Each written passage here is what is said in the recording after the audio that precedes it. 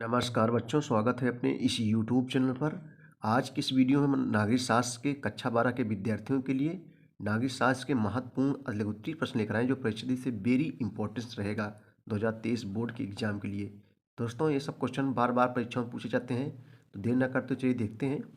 देखो, पहला क्वेश्चन है कि जो है विदेश नीति से क्या तात्पर्य है। विदेश नीति ऐसी नीति जो जिसका संबंध विदेशों से है बच्चों। देखो, उत्तर देखेंगे, विदेश नीति से तात्पर्य उस नीति से है जो एक देश दूसरे देश के प्रति अपनाई जाती है। ठीक है, यानी एक देश से दूसरे देश के प्रति जो अपनाई जाती है उसे विदेश नीति कहते हैं। अगला क्वेश्चन है कि भारतीय विदेश नीति के चार प्रमुख आधार सिद्धांत बताइए। भारतीय विदेश नीति के चार प्रमुख आधार सिद्धांत बताइए। देखो, कई वर्षों परीक्षाओं में पूछा जा रहा है, तो आइए इसका उत्तर देखेंगे। देखो, भारतीय विदेश नीति के किन्हीं दो मूल सिद्धांतों का उल्लेख कीजिए, अथवा करके देगा, चाहे इसको चाहे इसको। उत्तर लिखेंगे बच्चों हम लोग। देखो, भारतीय विदेश नीति के चार प्रमुख सिद्धांत निम्नलिखित हैं। निम्नलिखित आ जाए तो नंबर एक, गुट निरपेक्षता, यानी किसी गुट में शामिल ना होना। निशस्त्रीकरण को बढ़ावा देना है, बिना शस्त्र के। उसके बाद साम्राज्यवाद का विरोध। और चौथा है वैश्विक शांति के लिए प्रयास करना, यानी विश्व में शांति व्यवस्था बनाए रखने के लिए जो है क्या करना, प्रयास करना, शांति व्यवस्था कायम रखना। ठीक है बच्चों, तो ये जो विदेश नीति के चार प्रमुख आधार हैं।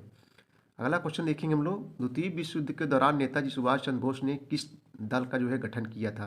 द्वितीय विश्व युद्ध आप लोग जानते हो बच्चों, जो है कब समाप्त हुआ था, 1945 ईस्वी में। तो द्वितीय विश्व युद्ध के दौरान नेताजी सुभाष चंद्र बोस, तुम मुझे खून दो मैं तुम्हें आज़ादी दूंगा, ये किसका नारा है, सुभाष चंद्र बोस जी का है। सुभाष चंद्र बोस ने किस दल का गठन किया था, तो ये भी इंपॉर्टेंस है 2023 बोर्ड की एग्जाम के लिए। देखो, द्वितीय विश्व युद्ध के दौरान नेताजी सुभाष चंद्र बोस ने वर्ष 1942 भारत को अंग्रेजों से स्वतंत्र कराने के लिए इंडियन नेशनल आर्मी INA का जो है गठन किया था। ठीक है, चलिए नेक्स्ट क्वेश्चन दोस्तों हम लोग देखेंगे। NPT तथा CTBT का पूर्ण रूप लिखिए। NPT तथा CTBT का पूर्ण रूप। तो NPT तथा CTBT शब्दों का पूर्ण रूप निम्नलिखित है। नंबर NPT का हम सबसे पहले देखेंगे। देखो, NPT मतलब क्या होता है, नॉन प्रोलिफरेशन ट्रीटी, यानी परमाणु अप्रसार संधि। उसके बाद CTBT क्या होता है, कंप्रिहेंसिव टेस्ट बैन ट्रीटी। ठीक है, इंग्लिश में बोले तो, और हिंदी में व्यापक परमाणु परीक्षण प्रतिबंध संधि। अगला क्वेश्चन देखेंगे हम लोग। पंचशील समझौता जो है कब और किन देशों के बीच हस्तांतरित हुआ था।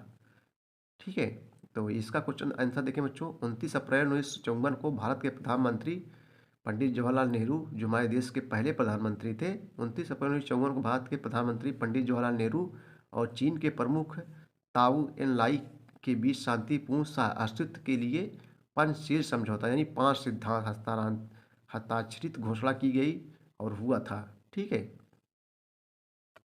चलिए बच्चों अगला क्वेश्चन हम लोग देखेंगे। हरित क्रांति से किस अनाज की उत्पादकता में सबसे अधिक वृद्धि हुई थी। हरित क्रांति से किस अनाज की उत्पादकता में सबसे अधिक वृद्धि हुई थी, ताइए इसका उत्तर देखेंगे। देखो, हरित क्रांति से सबसे अधिक प्रभावित अनाज गेहूं था। हरित क्रांति ने बच्चों गेहूं की उत्पादकता में कई गुना जो है वृद्धि की, तथा पंजाब, हरियाणा और पश्चिमी उत्तर प्रदेश जैसे क्षेत्र कृषि उत्पादन में संपन्न हो गए थे। ठीक है, अगला क्वेश्चन देखेंगे। यूपी बोर्ड मॉडल पेपर में क्वेश्चन पूछा गया है, ऑपरेशन फ्लड किससे संबंधित है। तो बच्चों, ऑपरेशन जो फ्लड नामक कार्यक्रम वर्ष 1970 में ग्रामीण विकास के संदर्भ में शुरू किया गया था। कब किया गया था, 1970 ईस्वी में शुरू किया गया था। इसके अंतर्गत सहकारी दूध उत्पादकों को जो है उत्पादन एवं विपणन के राष्ट्रव्यापी तंत्र से जोड़ा गया था। श्वेत क्रांति किससे संबंधित है, तो बच्चों श्वेत क्रांति जानते हो, दूध क्रांति कैसा होता है, सफ़ेद होता है। तो श्वेत क्रांति किससे संबंधित है, दुग्ध उत्पादन संबंधित है। क्रांति मीन्स क्या था बच्चों, क्रांति मीन्स होता है एकाएक परिवर्तन लाना, एकाएक बदलाव लाना। देखो, श्वेत क्रांति जो दूध के अधिक उत्पादन एवं दूध से बने पदार्थों जैसे मक्खन, दही, पनीर आदि के उत्पादन में तीव्र गति से जो है वृद्धि से संबंधित है, यानी तेजी से जो है वृद्धि लाना, दूध के क्षेत्र में ज़्यादा से ज़्यादा दूध की जो है बढ़ोतरी करना। हरित क्रांति के 3 परिणाम बताइए। हरित क्रांति के जो है 3 परिणाम बताइए बच्चों। अथवा हरित क्रांति क्या है, इसके सकारात्मक प्रभाव लिखिए, अथवा करके देगा, चाहे इसको चाहे उसको। देखो, हरित क्रांति के 3 परिणाम निम्नलिखित हैं। नंबर 1, हरित क्रांति के परिणाम स्वरूप देश में खाद्यान्न की उपलब्धता बढ़ी है। खाद्यान्न में बच्चों ये DAP यूरिया खाद नहीं, खाने वाला खाद्यान्न जैसे गेहूँ हो गया, चावल हो गया, जौ हो गया, ये सब जो है खाद्यान्न के अंतर्गत आते हैं। नंबर 2 बच्चों, हरित क्रांति ने जो है गेहूं की उत्पादकता में कई गुना जो है वृद्धि की थी। नंबर 3, पंजाब, हरियाणा व पश्चिमी उत्तर प्रदेश जैसे क्षेत्र कृषि उत्पादकता में जो है संपन्न हो गए। चलिए अगला क्वेश्चन देखेंगे हम लोग, जो मोस्ट इंपॉर्टेंस है, लगातार 2 वर्षों से पूछा जाता है परीक्षाओं में। बॉम्बे प्लान किसे कहा जाता है बच्चों? बॉम्बे प्लान किसे कहा जाता है? तो भारत में नियोजन को गति देने के लिए वर्ष 1944 में उद्योगपतियों के एक समूह द्वारा नियोजित अर्थव्यवस्था के संचालन के संबंध में एक संयुक्त प्रस्ताव तैयार किया गया, जिसे जो है बॉम्बे प्लान कहा जाता है। चलिए अगला क्वेश्चन देखेंगे हम लोग। देखो अगला क्वेश्चन जो है ये भी मोस्ट इंपॉर्टेंस है। क्वेश्चन है बच्चों, वर्ष 1992 में का पृथ्वी सम्मेलन कहाँ आयोजित किया गया था? अथवा करके देगा, अथवा पृथ्वी सम्मेलन क्या है, अथवा पृथ्वी सम्मेलन किस समस्या को लेकर जो है आयोजित किया गया था। देखो कई वर्षों परीक्षाओं में पूछे जा रहे हैं। आइए बच्चों इसका उत्तर देखेंगे हम लोग।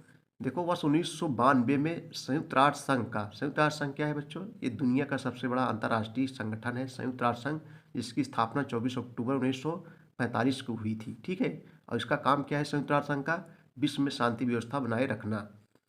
तो वर्ष 1992 में संयुक्त राष्ट्र संघ का पर्यावरण और विकास के मुद्दे पर केंद्रित ये जो ये सम्मेलन था बच्चों, पर्यावरण से संबंधित था। ठीक है, पर्यावरण और विकास के मुद्दे पर केंद्रित एक सम्मेलन था। यह सम्मेलन कहाँ हुआ था? ब्राजील के शहर रियो डी जेनेरियो में हुआ था, जिसे पृथ्वी सम्मेलन, अर्थ समिट सम्मेलन के नाम से जाना जाता है।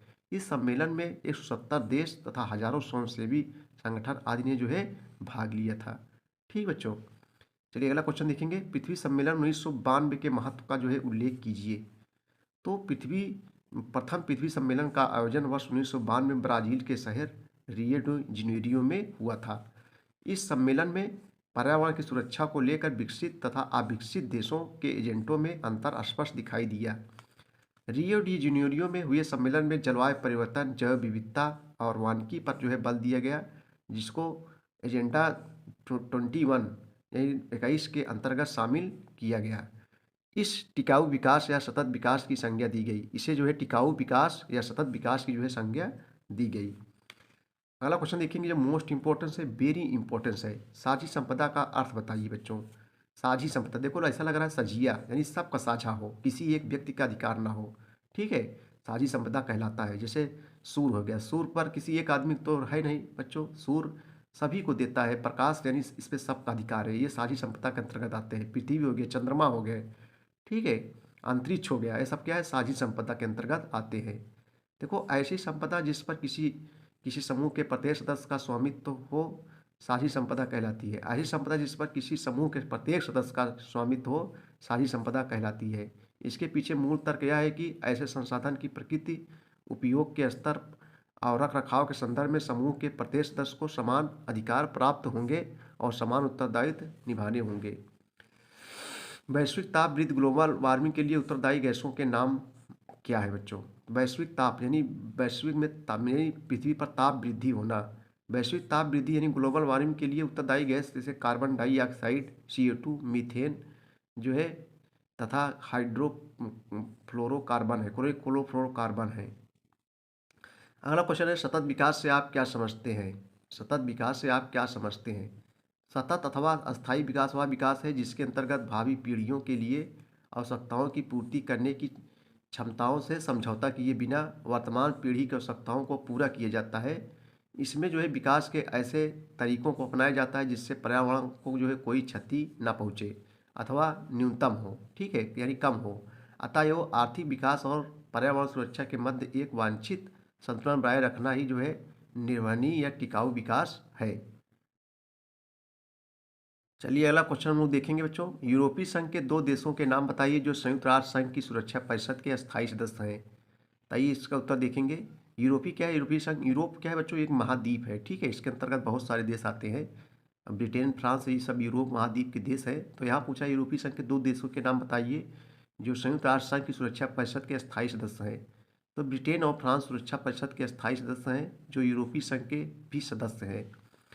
अंतर्राष्ट्रीय न्यायालय की रचना किस प्रकार होती है तथा इसका मुख्यालय कहाँ है? अंतर्राष्ट्रीय न्यायालय की रचना किस प्रकार होती है तथा इसका मुख्यालय कहाँ है, अथवा अंतर्राष्ट्रीय न्यायालय का मुख्यालय कहाँ पर स्थित है? देखो अंतर्राष्ट्रीय न्यायालय में 15 न्यायाधीश होते हैं जिनका चुनाव, जिसमें बच्चों 5 स्थायी 10 अस्थायी होते हैं, ठीक है। अंतर्राष्ट्रीय न्यायालय में 15 न्यायाधीश होते हैं, जिनका चुनाव 9 वर्षों के लिए आम सभा और सुरक्षा परिषद दोनों में पूर्ण बहुमत द्वारा जो है होता है। इसका मुख्यालय द हेग यानी नीदरलैंड में स्थित है। ठीक है। न्यायालय के सभी निर्णय बहुमत के से लिए जाते हैं। बहुमत नहीं होने पर सभापति का जो है निर्णायक मत मान्य होता है।